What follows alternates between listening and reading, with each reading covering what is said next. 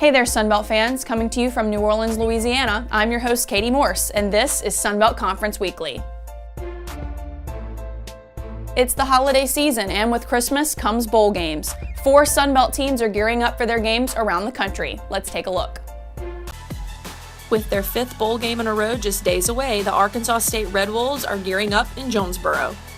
The undefeated Sunbelt champions reeled off 8 straight wins in double digits to finish the season, and Coach Blake Anderson sees that intensity spilling over into practice. I thought we got a good weekend. The energy was great today, and looked like we had less and less mistakes each day. So now it's time to go down, have a little bit of fun, enjoy New Orleans, and then we'll get back to refocusing on the game plan on Thursday and Friday.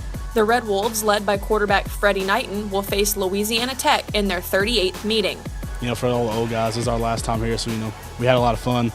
You can definitely tell the energy was nice and relaxed, but still focused at the same time. So I feel like we definitely got a lot of work done. We're just gonna go down on the bowl site. We're just gonna get some, finishing touches on a couple things, third downs, goal line. So I thought overall right now we're in a pretty good spot.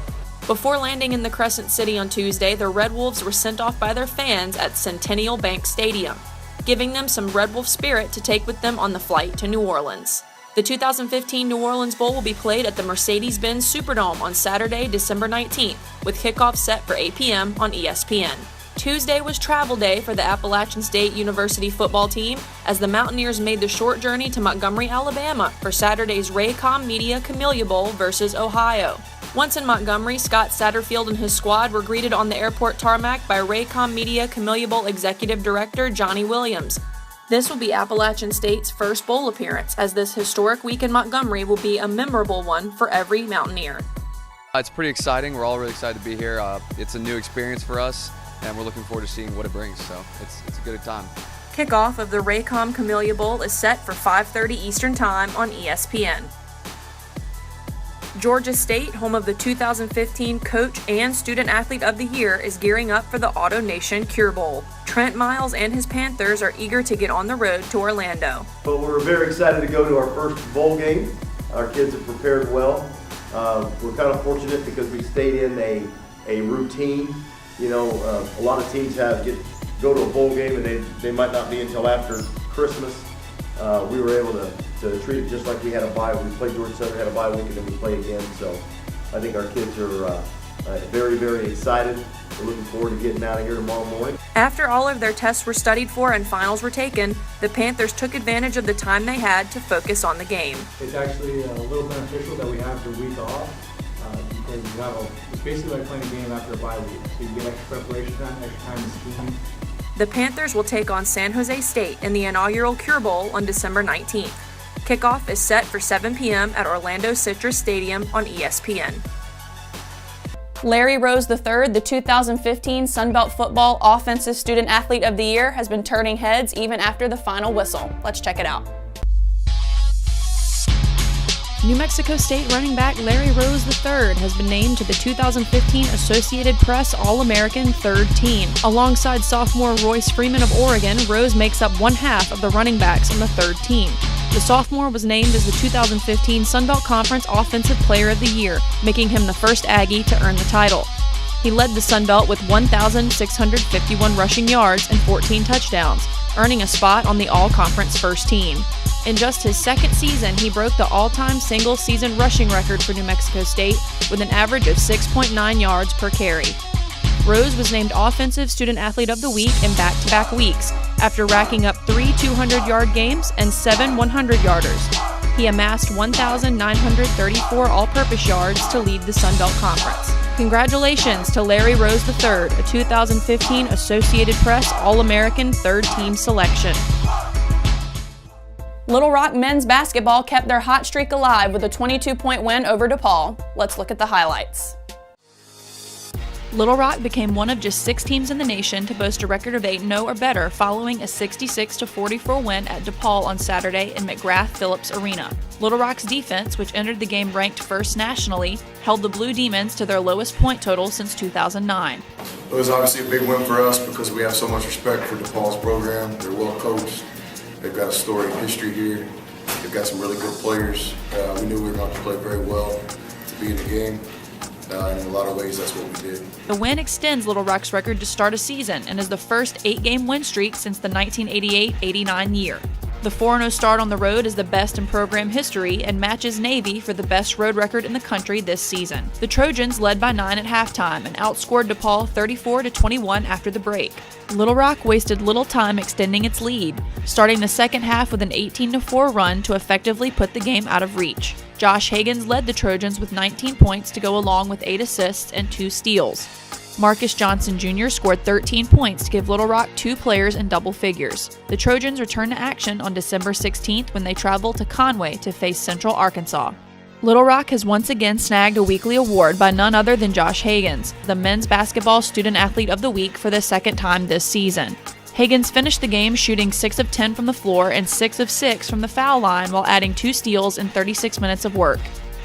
He ranks second in the league in assists and second in free throw percentage. He now has at least 2 steals in all but one game this season and ranks 5th in the league at 1.9 steals per game. The women's basketball student athlete of the week is ULM's Alacia Hunter. Hunter has scored 17 points in 7 of the team's 8 games this year, with an 18.3 points per game average to lead the conference. She scored 21 points in the Warhawks' 69-57 win over Nicholls State, scoring that total for the 4th time this season. UL Monroe football named Matt Viator as their 16th head coach. Let's take a look as they welcomed him to Monroe.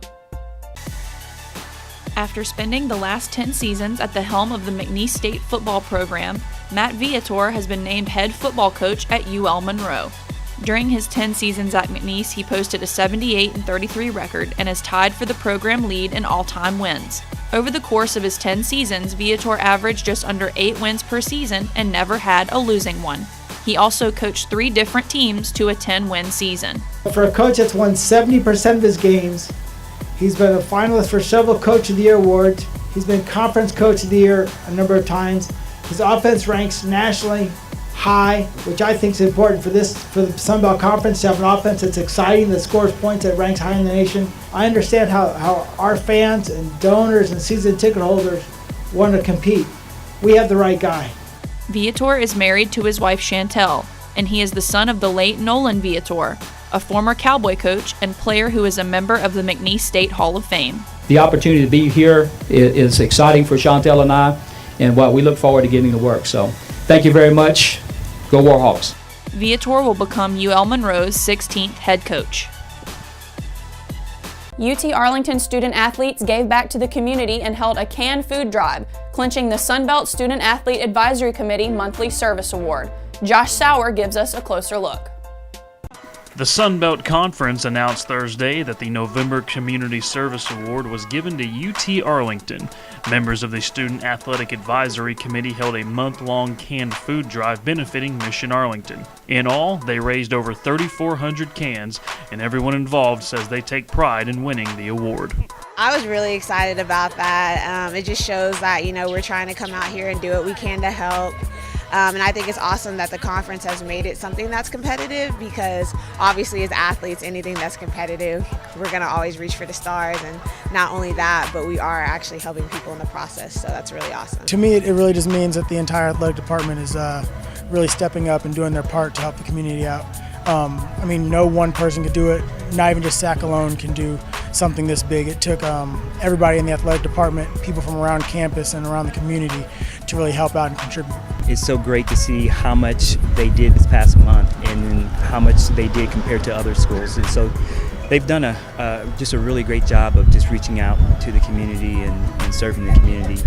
Arlington is the American Dream City, and UTA SAC feels compelled to give back to the city that's given them so much. Well, I think it's a win-win for both the city and also for our student athletes. One, for our student athletes, is teaching them the importance of giving back.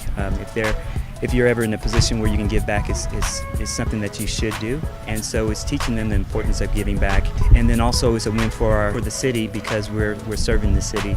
We're providing canned goods for families that need canned goods over the Christmas season and throughout the year. And so it's a win-win. It's really awesome that we're able to come together and do things like this and help out our community. We're representatives of the school, and it's our duty, to give back and do what we can to help others no matter what's going on. So I'm glad that we have the opportunity to do that.